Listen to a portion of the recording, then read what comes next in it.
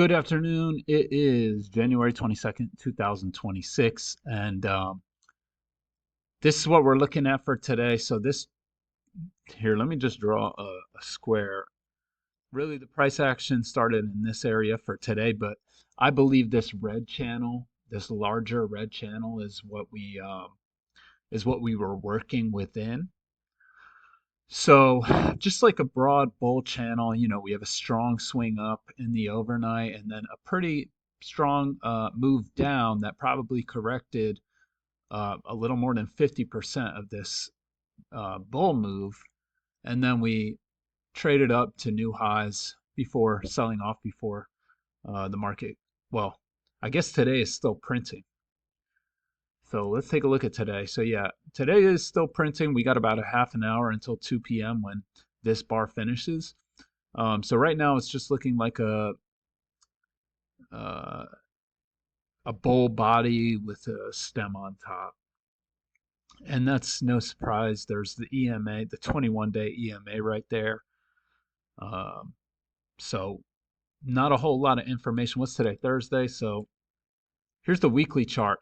And when we were selling off earlier this week, I said that I believe this is a range and that we're probably going to try and close within this range. So I wouldn't be surprised if tomorrow for the S&P was a pretty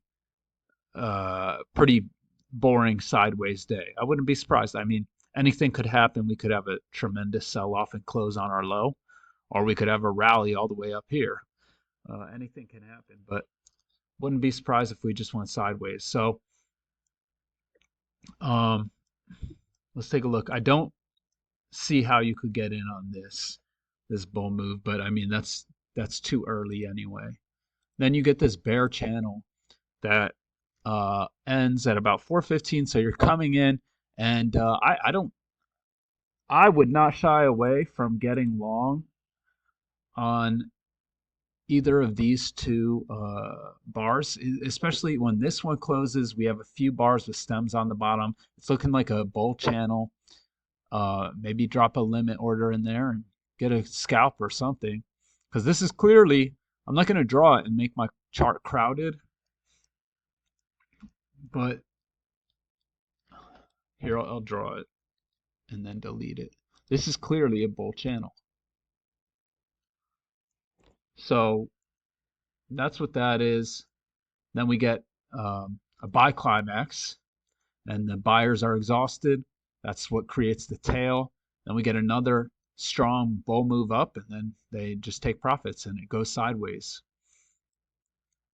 And you can see this support, uh, yet another buy climax. And at this point, I mean, it was already clear that we were in a range.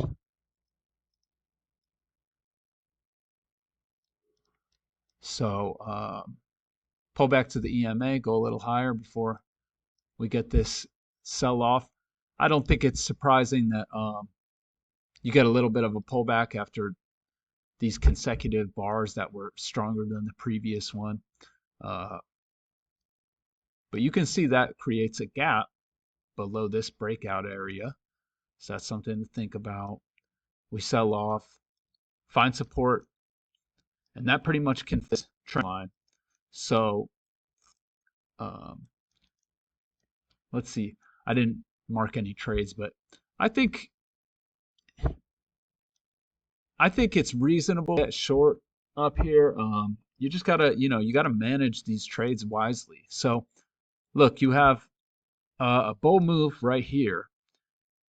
There's a doji in there, stem, stem, stem, stem. So not really a bunch of strong bull bars in there. So when this pulls back, you have a break of this channel. That's a bull micro channel.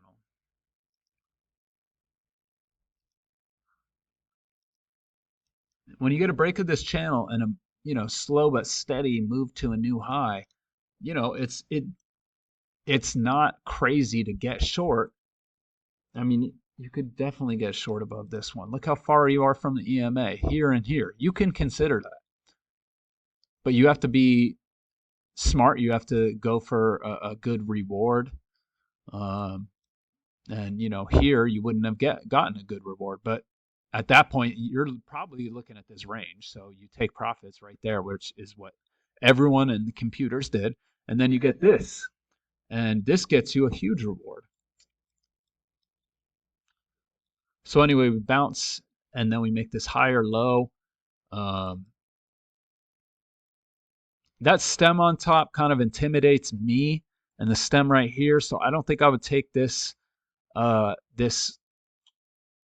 low, because to me this looks like one-legged pullback, boom, second leg trap, and it turns out to be kind of a trap, but the bears end up being more trapped.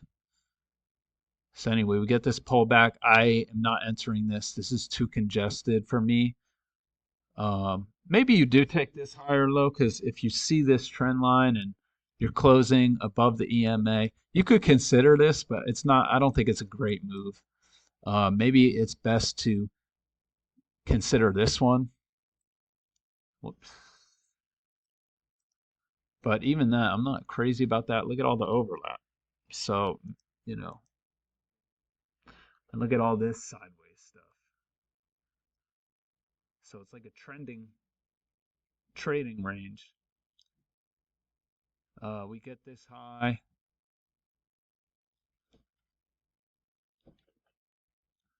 So we top out right here, get a break of that bull channel, find support at the EMA.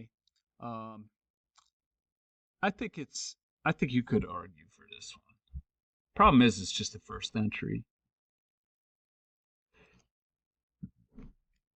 Get a bounce, make a double top, come back to the EMA again and bounce.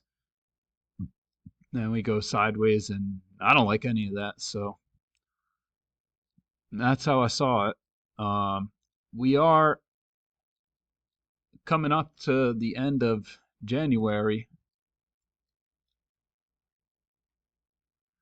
That's how it's looking right now. So if we continue higher and get a bull bar, we could break out beyond this bull channel. But this bull channel is, it's definitely, prices have respected it a little bit.